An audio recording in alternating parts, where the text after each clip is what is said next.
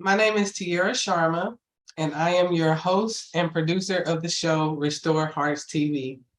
And as you know, Restore Hearts TV is about education, empowerment, and community. Today, I will be educating you on the topic of infertility. And so next week, we will have a guest on the show who will be sharing her infertility journey with us. And so I definitely wanted to go ahead and just set the stage for her interview next week by speaking on this issue of infertility as it pertains to women. Infertility. So, what exactly is infertility? So, according to the Cleveland Clinic, infertility is a condition where you cannot get pregnant after 1 year of trying to conceive.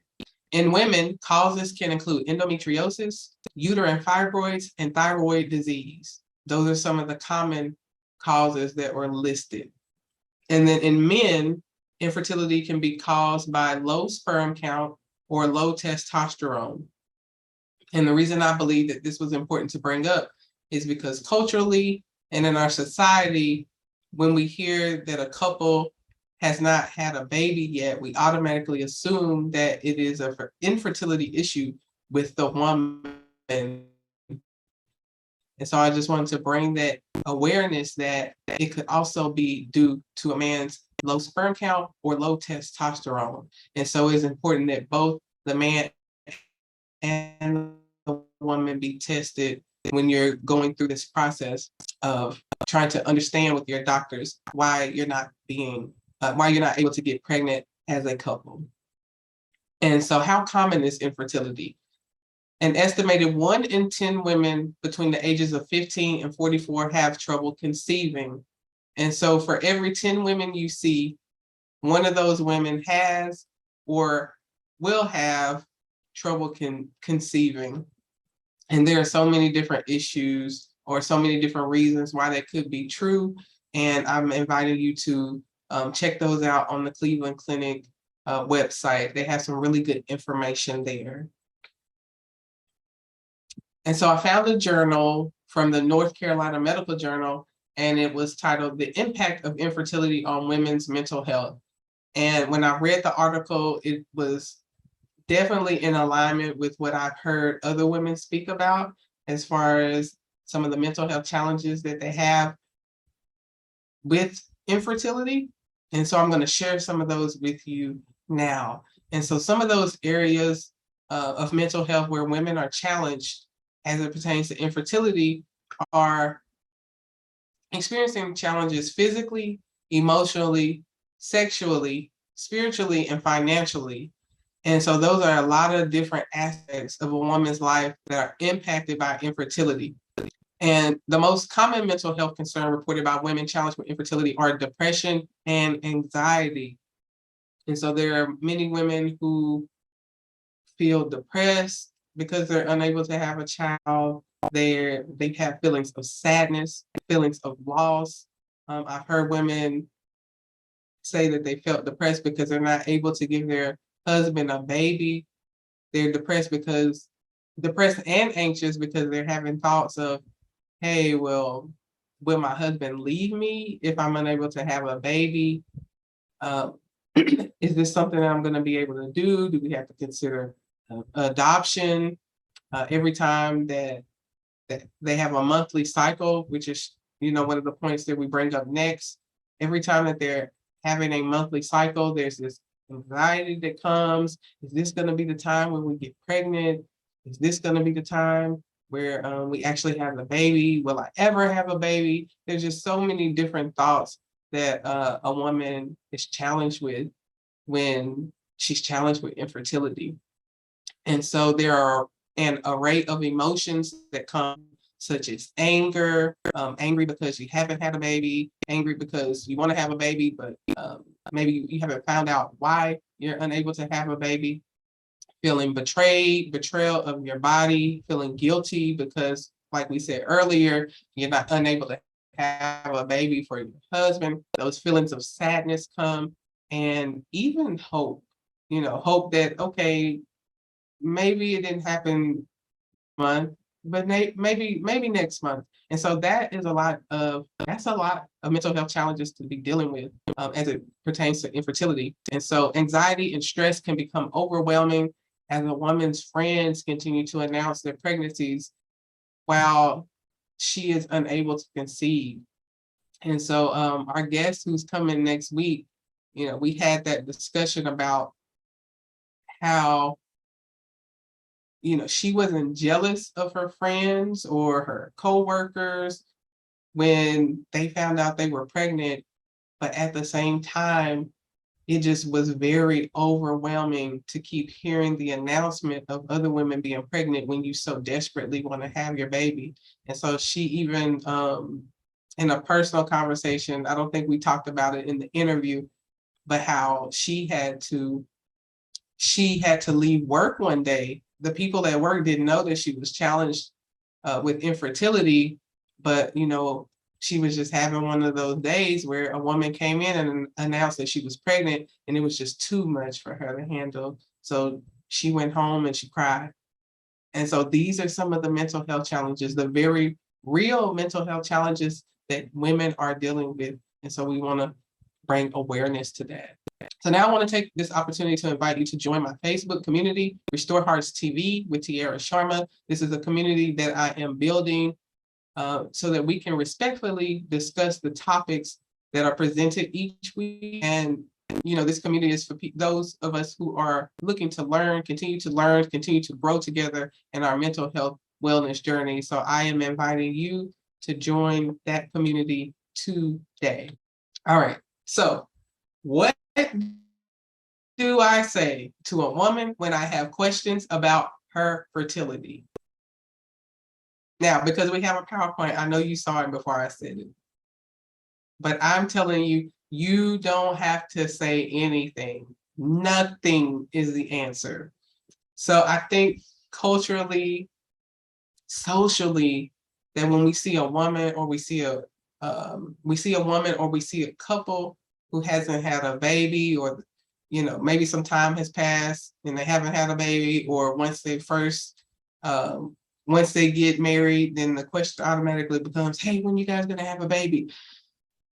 But the truth is, we don't know what's going on with that woman's body. We don't know what's going on with that man's body. We don't know if they even want to have children. And so this is awareness that we want to bring to those insensitive questions, those insensitive comments that we could be making based on our perception of what we believe should be natural, or what we believe should be the next step in a woman's life, or the next step in a couple's life. So this can be very dangerous. We just talked about on that last screen, we talked about how all of those different emotions that a woman is feeling: guilt, shame, anger, depressed. She's feeling so many emotions because she hasn't had this baby, or she hasn't been able to give her husband a baby. And then to add insensitive comments on top of that, it's just like adding fuel to the fire. And so we want to be aware as a community that we really don't have to say anything at all as it pertains to a woman's body, especially if we do not know that woman. I'm amazed at how many people believe they have a right to just speak and comment on a woman's body when you don't even know the person. You're not in relationship with them. And so we would just want to be careful about what we are saying, those things that we are saying to a woman as it pertains to her body, as it pertains to childbearing and fertility. Okay, so what not to say to a woman when you have questions about her fertility. And when I say this, I'm assuming that you are in a relationship with this woman, because once again, if you don't have a relationship with that woman, you could just say nothing, period. So these are some questions. We talked about that insensitivity piece. So we just want to bring awareness to that. Why haven't you had a baby? Why haven't you had a baby yet? This is a very insensitive comment because we don't know why she hasn't had a baby yet. We don't know if she even has a uterus. You need a uterus to have a baby, but we don't know what's happened in that woman's life. We don't know what's going on. As we talked about on the first screen, there are some physical issues as to why a woman may be having trouble getting pregnant. And so this is an insensitive comment that could definitely trigger some of those feelings and emotions that the woman is already challenged about because she does not have the baby. Why haven't you given your husband a baby yet? Once again, we just talked about that, why that is an insensitive comment. When are you going to have a baby? Now, we know that it takes 9 to 10 months for a baby to develop, but I promise you that if a woman who is dealing with infertility knew when she was going to have a baby, she'd be less stressed. And so this is a very insensitive comment that has the potential to add so much stress and anxiety and add so much negativity to a woman who's already challenged in her thoughts about when is she going to have a baby, especially when it is her desire to have the baby. What's taking so long to have a baby? What's taking so long for you to have a baby? Yeah, these are real things that I've heard people say to women or say to couples as it pertains to fertility, as it pertains to asking about when they are going to have a baby. And so I'm just once again bringing awareness that these are very insensitive comments to be making regards to a woman's body or as it pertains to a couple's decision, which we don't know whether they have had that decision, whether or not they want to have a baby or not. And then another comment that I've heard women say to each other is, it's better to have babies when you are young. And I think that this is a statement that is dependent upon the mother, dependent on the woman's goals and expectations she has for her life. But once again, the reason that this may be an insensitive comment to a woman because you might have a young woman who does want to have children at a young age, but she has just found that she has not been able to get pregnant. And so, for example, I necessarily did not want to get pregnant at a young age, but because I was married at a younger age, I also had challenges in my body with PCOS, that's polycystic ovarian syndrome, which, medically can make it hard to conceive or have a child. And so when I just think about my own story, if I did end up, I have 2 beautiful children today, but had I had more challenges in getting pregnant, I would have found that comment to be very insensitive.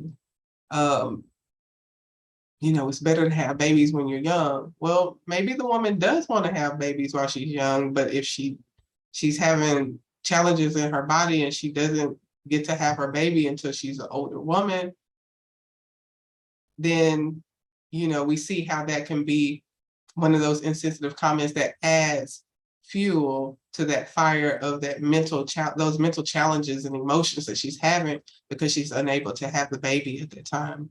And so I just wanted to bring awareness to those because I understand, especially with being a nurse, sometimes people just don't know. People are not trying to intentionally hurt your feelings, but if we don't speak about these things and bring awareness to it and to allow people to understand why it is insensitive, then we will continue to have these comments come forward without correction.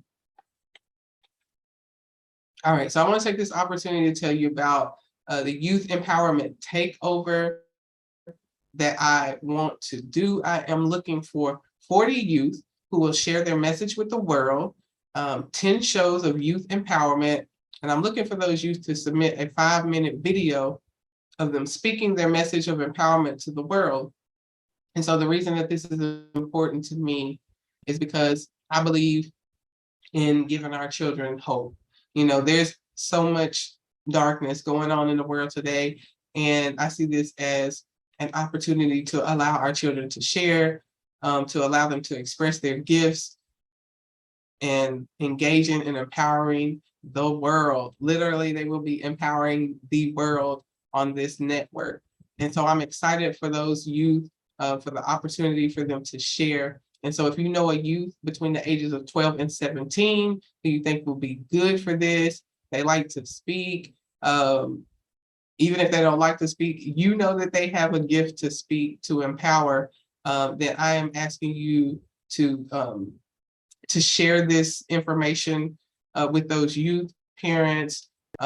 Just help me spread the word so we can get our 40 youth and get them on board. And so there's the registration form. I provided that information there. If you have further questions, concerns, comments, you just want to know a little bit more why behind why why we're doing this, then please send me a message on social media. You can DM me and I will get back to you, and I'll be glad to answer any questions you may have concerning the Youth Empowerment Takeover. All right. And so how can we support women and couples experiencing infertility? What we can do is we can be an emotionally safe space for them to share their stories. So why is this important? There is still shame. There's a lot of shame that couples and women may have about their inability to have a child. And so they may feel apprehensive about speaking to someone about it because they do feel shame, because they do feel guilt. And so when you're thinking about telling someone else about these challenges that you're having, the last thing you want is for the people that you don't want in your business to know your business. So with this comes confidentiality. You have to be a person who is a person of integrity, a person who honors confidentiality, so that you can offer that support to those women and those couples, your friends. It could be your friends, your family members, people in the community who may just need that outlet. They may just need to release to someone that they're having these challenges, and you could be that person. So that's one way that you could support. Another way you could support is being a positive reinforcement to suggest therapy for them. And the reason I say this is because there is still a big stigma about therapy. Yes, we have come a long way in how we think about therapy and the benefits of therapy, but there's still a lot of people, men and women, who see therapy as a failure, or maybe don't even know that therapy is available to them. There are a lot of opportunities now with the employer plans. I think it's EAP. A lot of corporations and businesses are offering that opportunity for their employees to be able to see a therapist. And so some people may just not know. I mean, speaking for myself, I didn't even know I had access to those things through my insurance. And so sometimes it's just bringing awareness and letting somebody know that it is okay to go to therapy, to seek therapy. And so you can just be that positive reinforcement to help break down that negative stigma that is placed around therapy. So we'll continue to do that. Also, you can offer to help with an everyday task to help provide relief for them. And so remember, we talked about those two most common challenges with women, couples with infertility, are depression and anxiety. And so if those couples are experiencing depression at that time, then they may not have that energy to do some of their day-to-day tasks. And so you just offering to help, maybe go grocery shopping or take out the trash or maybe cook dinner one night, anything and everything really does help. And so that is a way that you could offer help and support to those couples or those women experiencing infertility. Also, you could just honor the request not to talk about it. So these are very heavy emotions. Sometimes it's even hard to find the language to express those emotions. And so even if you have great intentions of wanting to be that support, of wanting to support a couple or a woman in that way, they may just not have the language to speak about it at that time. And so sometimes, even though we know the benefits of talking, it just may not be right timing. So as a friend, as someone who is offering support, to just knowing when it is a time where it's okay just to honor that request of the woman of the couple not to talk about it at that time. And it also encouraged them to journal the journey. As I spoke about before, this will probably always be on every lesson that we do because there's so much significance in journaling the journey. There's so much that you can express when you write pen and paper. I suggest pen and paper. I know we're in the world of technology where everybody's typing, but if you could just find a pen and paper, it's something very therapeutic about writing about your experiences and to help you to release those emotions that you're feeling inside that you may not yet have language for. All right, so I want to say a prayer for the women with infertility issues. Infertility, as we've discussed today, is such a big topic. There are so many mental challenges that come to a woman, that come to a couple who are experiencing infertility. So I want to definitely leave you with this prayer and let you know that I love you, that I'm thinking about you. And so we will read this prayer together. Father, we come to you to pray on behalf of our sisters who have worries and fear concerning infertility. You have daughters who are broken in their spirits and crushed in their souls about this challenge in their bodies. We choose to come to you because you bring consolation to our souls. By the power of your love, help bring strength to our hearts so that we will not waste another single minute paralyzed by worry and fear. Sisters, you are free to use your faith to accept the healing and saving power of God for your body and spirit by the sacrifice of Jesus. Father, give them supernatural wisdom to discern who their support system is and what people and places are good for their mental, spiritual, and physical health during this time. In Jesus' name we pray. Amen.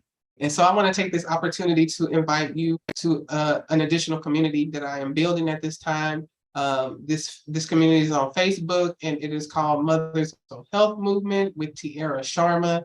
And once again, this community is specifically for women, for us to talk about some of these issues like infertility, depression, guilt, just those things that we experience as women that we have not so easily talked about in the past, but we want to start to bring mental health awareness to those issues so that we can start to process and heal from those experiences and challenges that we've had. And so we want to share our stories, support our sisters with that social and emotional support.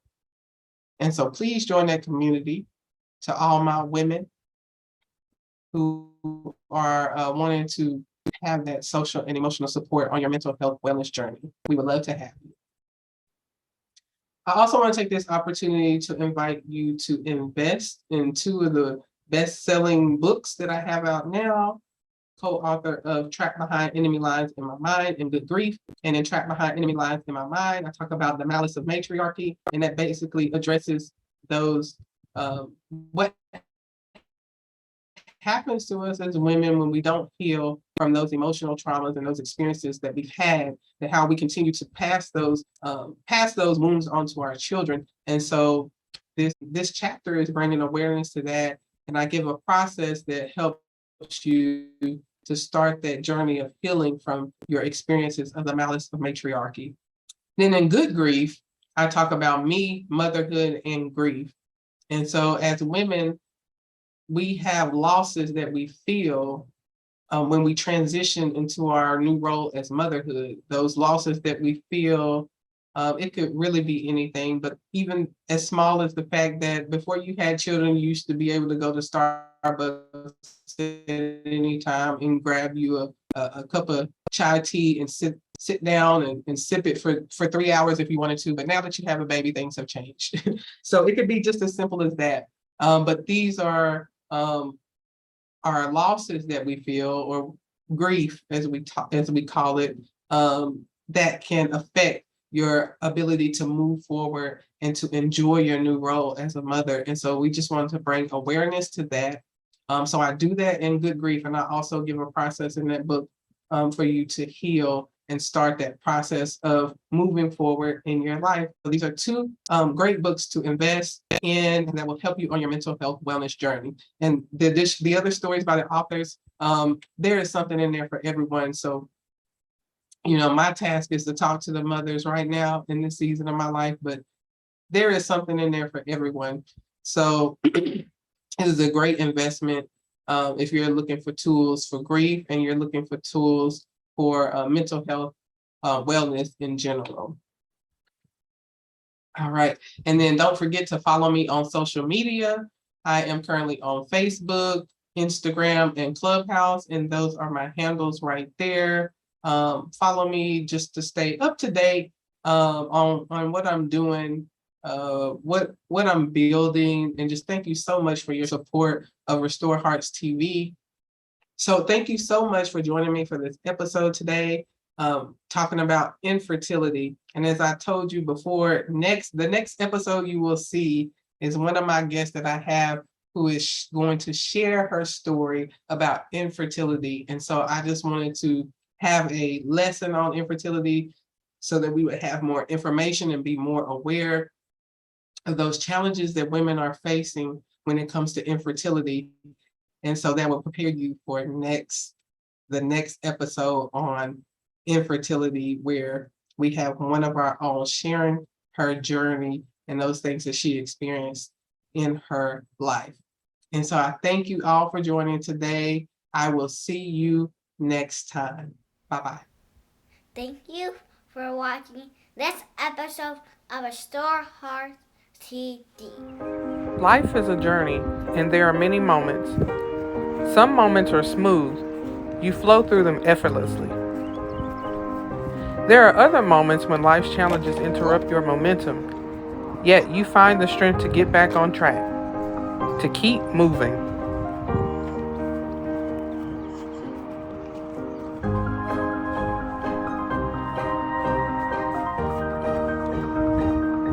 So even if you have to crawl to make it there, do it, because victory belongs to you. You are equipped to handle every part of the journey. You were created to overcome this. Don't give up. I love you.